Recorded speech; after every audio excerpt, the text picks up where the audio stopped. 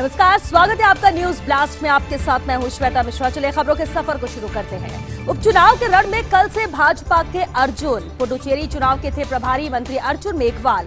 राजस्थान में सुजानगढ़ चुनाव की जिम्मेदारी दी गई है अर्जुन मेघवाल को। कल से जुटेंगे मेघवाल सुजानगढ़ के चुनावी रण में। राजनीति से पहले अर्जुन मेघवाल रहे हैं चूरू में कलेक्टर भी, और ऐसे में पार्टी को सुजानगढ़ में अर्जुन मेघवाल से खासी उम्मीदें भी हैं। लेकिन इधर अर्जुन मेघवाल के धुर प्रतिद्वंदी गोविंद मेघवाल भी सक्रिय हैं। गोविंद मेघवाल के निशाने पर होते हैं अर्जुन मेघवाल, और कल हुई सभाओं में भी विधायक मेघवाल ने खूब चलाया अर्जुन मेघवाल पर व्यंग्यबाण। भाजपा के अर्जुन पड़ेंगे भारी या कांग्रेस के गोविंद का ये बैठेगा गणित, ये अहम सवाल है। अर्जुन मेघवाल माने जाते हैं अच्छे वक्ता भी, दिल्ली आला कमान के हैं आजकल प्यारे, और ऐसे में ये अहम जिम्मेदारी यहाँ पर दे दी गई है अर्जुन मेघवाल को। तो पुडुचेरी चुनाव के भी प्रभारी मंत्री रहे हैं अर्जुन मेघवाल। उपचुनाव के रण में अब कल से ताल ठोकेंगे भाजपा के अर्जुन। यहाँ बता दें 3 अहम सीटों पर चुनाव होने, और राजस्थान में सुजानगढ़ चुनाव की जिम्मेदारी अर्जुन मेघवाल को भाजपा ने दी है। कल से मेघवाल सुजानगढ़ के चुनावी रण में जुटेंगे। राजनीति से पहले अर्जुन मेघवाल चूरू में कलेक्टर भी रहे हैं, और ऐसे में पार्टी को सुजानगढ़ में अर्जुन मेघवाल से बहुत ज्यादा उम्मीदें हैं। लेकिन इधर अर्जुन मेघवाल के धुर प्रतिद्वंदी गोविंद मेघवाल भी सक्रिय हैं। गोविंद मेघवाल के निशाने पर अर्जुन मेघवाल होते हैं, और कल हुई सभाओं में भी विधायक मेघवाल ने खूब चलाए थे अर्जुन मेघवाल पर व्यंग्यबाण। भाजपा के अर्जुन पड़ेंगे भारी या कांग्रेस के गोविंद का बैठेगा गणित। अर्जुन मेघवाल माने जाते हैं अच्छे वक्ता भी, दिल्ली आला कमान के आजकल प्यारे भी।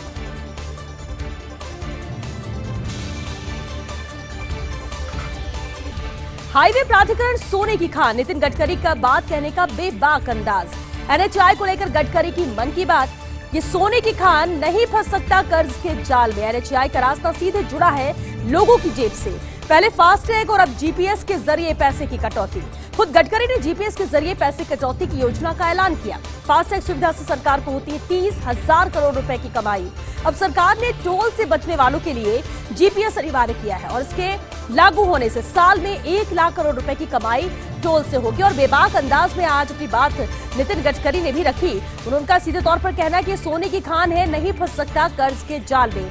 नितिन गडकरी का बात कहने का बेबाक अंदाज देखने को मिला। हाईवे प्राधिकरण सोने की खान है, ये सोने की खान कर्ज के जाल में नहीं फंस सकती है, ये नितिन गडकरी ने कहा। एनएचआई का रास्ता सीधे लोगों की जेब से जुड़ा हुआ है। पहले फास्टैग और अब जीपीएस के जरिए पैसे की कटौती होती है। खुद गडकरी ने जीपीएस के जरिए पैसे कटौती की योजना का ऐलान किया था। फास्टैग सुविधा से सरकार को होती है 30,000 करोड़ रुपए की कमाई, और अब सरकार ने टोल से बचने वालों के लिए जीपीएस अनिवार्य किया है, और उसके लागू होने से साल में 1 लाख करोड़ रुपए की कमाई टोल से होगी। ब्याज दरें अगली तिमाही में घटेगी। पिछले दिनों ब्याज दरों को लेकर लघु ड्रामा भी हुआ था। पहले ब्याज दरों में 0.7 से लेकर 1.1% तक कटौती का ऐलान हुआ था, लेकिन फिर 5 राज्यों के चुनाव को देख आनन फानन में ये फैसला बदला गया। मतदान से पहले खुद वित्त मंत्री ने ट्वीट करके बदलाव न होने की जानकारी दी थी। हालांकि ये गलती किस स्तर पर, कहां से, क्यों हुई, उसकी जानकारी नहीं दी गई। लेकिन एक बार ब्याज दरें घटाने के बारे में सोचा है तो फैसला जरूर होगा लागू। 7 लघु बचत योजनाओं में ब्याज दरों में कटौती की सूची बनी है। शायद 2 मई को नतीजा आने के बाद अगली तिमाही से इसे लागू किया जा सकता है, और 1 जुलाई से या 1 अक्टूबर से ब्याज दरों में कटौती की भी संभावना है, क्योंकि अभी नहीं किया गया।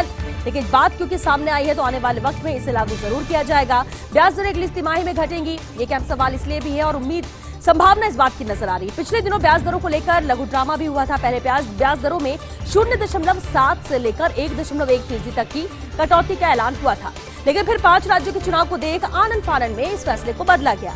मतदान से पहले खुद वित्त मंत्री ने ट्वीट करके बदलाव नहीं होने की जानकारी दी। हालांकि गलती किस स्तर पर हुई, कहां से हुई, क्यों हुई, उसे लेकर कोई जानकारी नहीं दी गई। लेकिन एक बार ब्याज दरें घटाने के बारे में अगर सोचा है तो फैसला जरूर लागू होगा आने वाले वक्त में। 7 लघु बचत योजनाओं में ब्याज दरों में कटौती की यहाँ पर सूची बनी है, और शायद 2 मई को नतीजे आने के बाद अगली तिमाही से इसे लागू किया जा सकता है, और 1 जुलाई से या 1 अक्टूबर से ब्याज दरों में कटौती की संभावना है। अब नक्सलियों का होगा सफाया। नक्सलियों के खिलाफ जंग में सुरक्षा बलों को फ्री हैंड दिया गया है।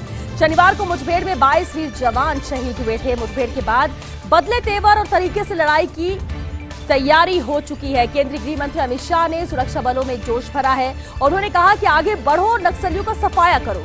हमले के बाद दुर्गम नक्सल इलाके बासनगुड़ा कैंप तक शाह पहुंचे थे और कहा था कि ये युद्ध है, आप तय करें कि कैसे लड़ना है, हम आपके साथ हैं। अब स्थानीय स्तर पर रणनीति बनाकर नक्सलियों पर धावा बोलेंगे सुरक्षा बल। स्थानीय स्तर पर रणनीति बनाई जाएगी, किस तरह से इनका सफाया किया जाए। नक्सलियों के खिलाफ जंग में सुरक्षा बलों को फ्री हैंड दिया गया है। शनिवार को मुठभेड़ में 22 वीर जवान शहीद हुए थे।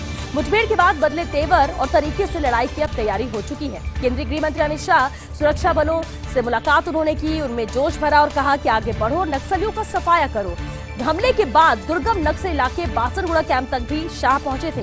यहाँ उन्होंने कहा कि ये युद्ध है, आप तय करें कि कैसे लड़ना है, हम आपके साथ हैं। अब स्थानीय स्तर पर रणनीति बनाकर नक्सलियों पर धावा बोलेंगे सुरक्षा बल। लोकतंत्र का उत्सव, 4 राज्यों में वोटरों का फैसला ईवीएम में बंद हो चुका है। असम, तमिलनाडु, केरल और पुडुचेरी में मतदान संपन्न हुए।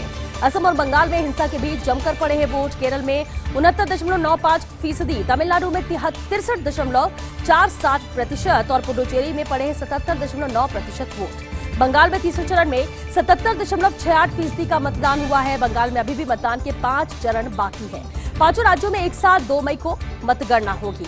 तो 4 राज्यों में चुनाव यहां संपन्न हो चुके हैं। हालांकि पश्चिम बंगाल में क्योंकि 8 फेज की वोटिंग है वो जारी रहेगी, लेकिन 4 राज्यों में वोटरों का फैसला ईवीएम में कैद हो चुका है, जिसमें असम है, तमिलनाडु, केरल और पुडुचेरी है, जहां मतदान संपन्न हुए।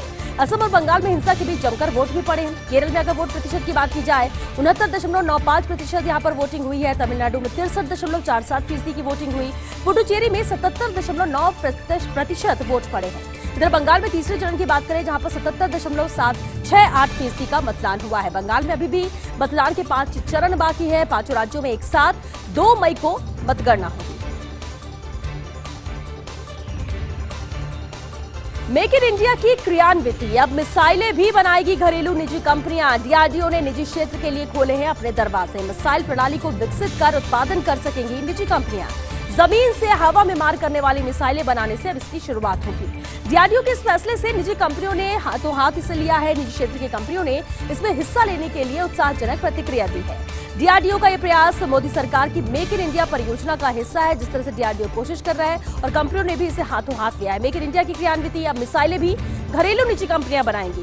डीआरडीओ ने निजी क्षेत्र के लिए अब अपने दरवाजे खोल दिए हैं। मिसाइल प्रणाली को विकसित कर उत्पादन कर सकेंगे अब निजी कंपनियां भी। जमीन से हवा में मार करने वाली मिसाइलें बनाने से इसकी शुरुआत होगी। डीआरडीओ के इस फैसले से निजी कंपनियों ने इसे हाथों हाथ लिया है। निजी क्षेत्र की कंपनियों ने इसमें हिस्सा लेने के लिए उत्साहजनक प्रतिक्रिया भी दी है। डीआरडीओ का यह प्रयास मोदी सरकार की मेक इन इंडिया परियोजना का हिस्सा है।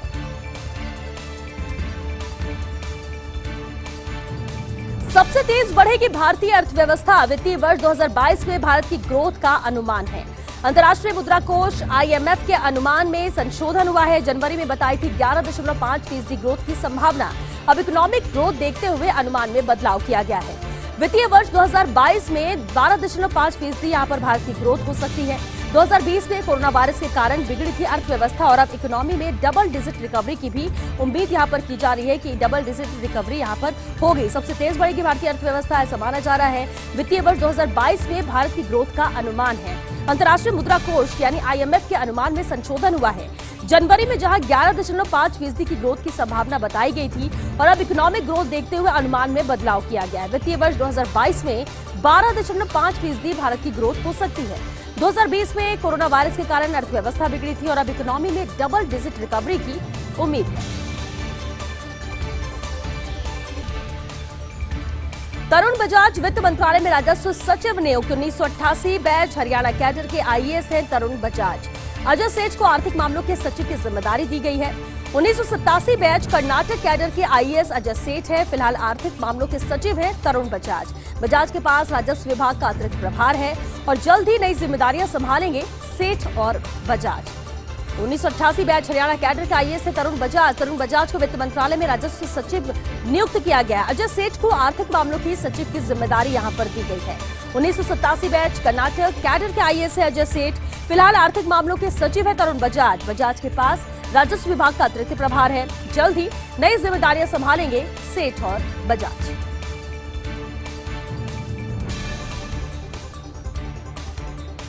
देश के कई इलाकों में भीषण गर्मी की दस्तक है। भारतीय मौसम केंद्र ने मौसम बदलने की चेतावनी दी है। मध्य प्रदेश, गुजरात, राजस्थान, विदर्भ, तमिलनाडु में गर्मी बढ़ेगी। ज्यादातर स्थानों पर सामान्य से अधिक तापमान रहेगा। न्यूनतम तापमान 30 डिग्री, अधिकतम 45 डिग्री के पार है। कई जगह सामान्य से 5 डिग्री से ज्यादा तापमान है। लोगों को कर लेनी चाहिए अब गर्मी से बचाव की तैयारियां, क्योंकि जिस तरह से तापमान में बढ़ोतरी देखने को मिल रही है, देश के कई इलाकों में भीषण गर्मी की दस्तक हो चुकी है। भारतीय मौसम केंद्र ने भी मौसम बदलने की यहां पर चेतावनी दी है। मध्य प्रदेश, गुजरात, राजस्थान, विदर्भ, तमिलनाडु में भी अब गर्मी बढ़ेगी। ज्यादातर स्थानों पर सामान्य से अधिक तापमान रहेगा। न्यूनतम तापमान 30 डिग्री और अधिकतम 45 डिग्री के पार रहेगा तापमान, और कई जगह सामान्य से 5 डिग्री से ज्यादा तापमान रहेगा। लोगों को कर लेनी चाहिए अब गर्मी से बचाव की तैयारी। महाराष्ट्र में दिलीप वलसे पाटिल ने संभाली है नई जिम्मेदारी। दिलीप वलसे पाटिल ने संभाला है गृह मंत्री का पदभार। उन्होंने कहा कि कांटों का ताज पहनने के समान है। इस समय महाराष्ट्र में गृह मंत्री पद संभालना बड़ी चुनौती है। महाविकास अघाड़ी सरकार के सामने कई चुनौतियां हैं। 100 करोड़ के कांड के बाद जिम्मेदारी और चुनौतियों में इजाफा हुआ है। महाविकास अघाड़ी में शिवसेना, राकापा और कांग्रेस शामिल हैं। गठबंधन सरकार में राकापा के खाते में गृह विभाग है और अब ये जिम्मेदारी यहां पर दे दी गई है दिलीप वलसे पाटिल को, जिन्होंने गृह मंत्री के तौर पर महाराष्ट्र का पद संभाल लिया है। नई जिम्मेदारी यहां पर संभाली है और उन्होंने ये भी कहा कि कांटों का ताज पहनने के समान है इस जिम्मेदारी को संभालना। इस समय महाराष्ट्र में गृह मंत्री पद संभालना बड़ी चुनौती भी है। महाविकास अघाड़ी सरकार के सामने कई चुनौतियां भी हैं। 100 करोड़ के कांड के बाद जिम्मेदारी और चुनौतियों में भी इजाफा हुआ है। महाविकास अघाड़ी में शिवसेना, राकापा, कांग्रेस शामिल है। गठबंधन सरकार में राकापा के खाते में है गृह विभाग।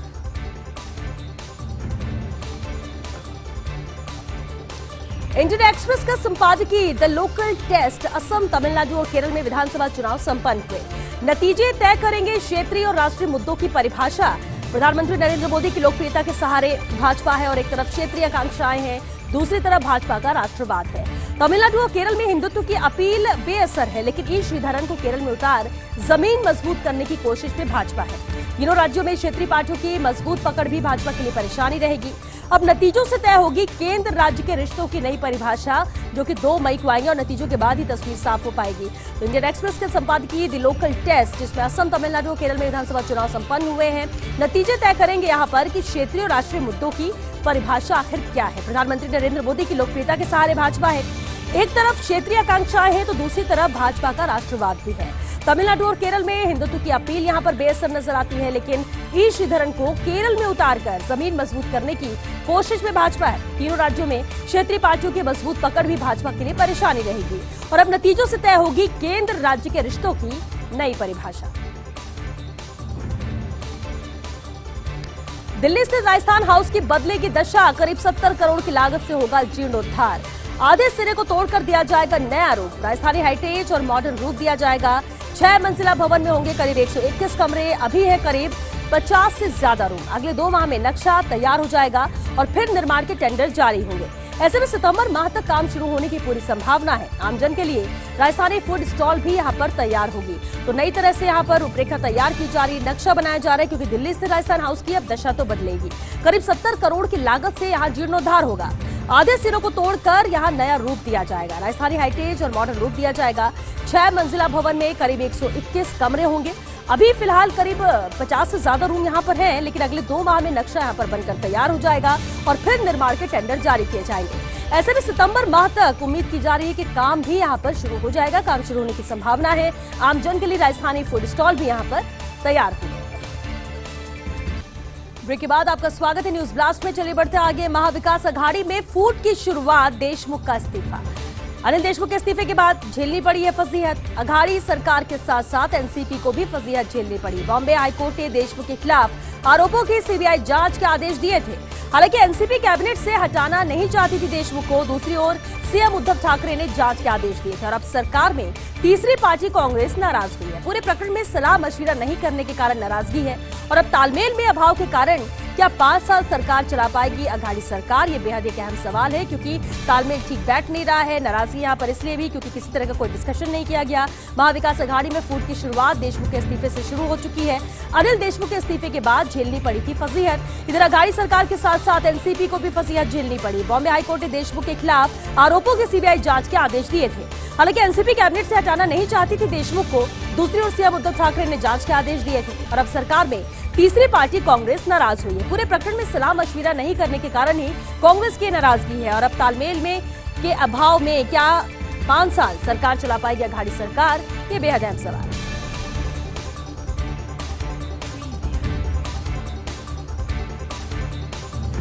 क्या अब राहुल प्रियंका बंगाल में करेंगे प्रचार? बंगाल कांग्रेस प्रभारी जितिन प्रसाद का इंतजार पूरा हो सकता है। सीपीएम के साथ तालमेल के कारण राहुल का बंगाल दौरा असमंजस में था, क्योंकि केरल में तो कांग्रेस और सीपीएम के बीच यहां मुकाबला है ही, लेकिन बंगाल में सीपीएम के साथ चुनावी मैदान में उतरी है कांग्रेस। अब शायद राहुल प्रियंका दोनों उतर सकते हैं बंगाल के चुनावी प्रचार में। वैसे कांग्रेस में एक खेमा चाहता है प्रियंका प्रचार के लिए बंगाल नहीं आए और राहुल की भी खानापूर्ति के लिए कुछ सभाएं करा दी जाए, क्योंकि ऐसा ना होने पर भाजपा को बंगाल में फायदा हो सकता है। और ऐसे में ये कह सकते हैं कि 4 राज्यों के चुनाव खत्म हो चुके हैं, तो क्या अब राहुल प्रियंका बंगाल में प्रचार करेंगे? बंगाल कांग्रेस प्रभारी जितिन प्रसाद का इंतजार क्या पूरा हो सकता है? सीपीएम के साथ तालमेल के कारण राहुल का बंगाल दौरा था असमंजस में, क्योंकि केरल में तो कांग्रेस और सीपीएम के बीच मुकाबला ही है, लेकिन बंगाल में सीपीएम के साथ चुनावी मैदान में कांग्रेस उतरी और अब शायद राहुल प्रियंका दोनों उतर सकते हैं बंगाल के चुनाव प्रचार में। वैसे कांग्रेस में एक खेमा चाहता है कि प्रियंका प्रचार के लिए बंगाल नहीं आए और राहुल की भी खानापूर्ति के लिए कुछ सभाएं करा दी जाए, क्योंकि ऐसा न होने पर भाजपा को बंगाल में फायदा हो सकता है। बंगाल चुनाव को लेकर सस्पेंस क्यों? मुख्यमंत्री ममता बनर्जी ने अपनी एक सभा में कहा कि वे किसी भी हाल में बंगाल चुनाव को बीच में रोकने नहीं देंगी। कोरोना के बहाने चुनाव बीच में रोकने के प्रयास हो सकते हैं। 8 चरण में चुनाव कराने पर भी दीदी पहले ही कर चुकी है आलोचना।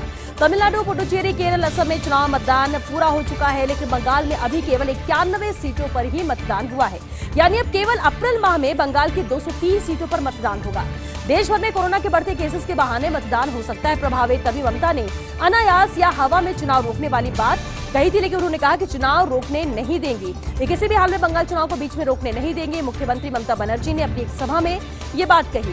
कोरोना के बहाने चुनाव बीच में रोकने के प्रयास भी हो सकते हैं। 8 चरण में चुनाव कराने पर भी दीदी पहले ही आलोचना कर चुकी हैं। तमिलनाडु, पुडुचेरी, केरल, असम में चुनाव मतदान पूरा हो चुका है, लेकिन बंगाल में अभी केवल 91 सीटों पर ही मतदान हुआ। यानी अब केवल अप्रैल माह में बंगाल की 203 सीटों पर मतदान होगा। देश भर में कोरोना के बढ़ते केसेस के बहाने मतदान प्रभावित हो सकता है और तभी ममता ने अनायास या हवा में चुनाव रोकने वाली बात कही। ममता के गढ़ में कमल खिलाने की चुनौती। बंगाल का दक्षिण क्षेत्र माना जाता है ममता का गढ़। ममता बनर्जी को अपना गढ़ बचाए रखना बेहद जरूरी है, क्योंकि यहीं छुपी हुई है सत्ता की कुंजी। दूसरी ओर भाजपा यहां पकड़ मजबूत करने में जुटी हुई है। पिछले 4 माह से 22 वरिष्ठ नेता संभाले हुए हैं यहां पर जिम्मेदारी, और इस इलाके की 109 सीटों पर माइक्रो मैनेजमेंट के जरिए मेहनत कर रहे हैं। उम्मीदवारों और वोटरों की सुरक्षा का भी जिम्मा कंधों पर उठाया है, लेकिन ममता का अभेद गढ़ भेद पाना बेहद मुश्किल यहां पर नजर आ रहा है, लेकिन कोशिश लगातार जारी है। ममता के गढ़ में कमल खिलाने की चुनौती रहेगी। यहां पर बंगाल का दक्षिण क्षेत्र माना जाता है ममता का गढ़। ममता बनर्जी को अपना गढ़ बचाए रखना यहां बेहद जरूरी है, क्योंकि यही छुपी हुई है सत्ता की कुंजी। दूसरी ओर भाजपा यहां पकड़ मजबूत करने में जुटी है। पिछले 4 माह से 22 वरिष्ठ नेता संभाले हुए हैं जिम्मेदारी, और इस इलाके की 109 सीटों पर माइक्रो मैनेजमेंट के जरिए मेहनत कर रहे हैं। उम्मीदवारों और वोटर्स की सुरक्षा का भी जिम्मा यहां पर कंधों पर उठाया हुआ है, लेकिन ममता का अभेद्यगढ़ भेद पाना मुश्किल होगा।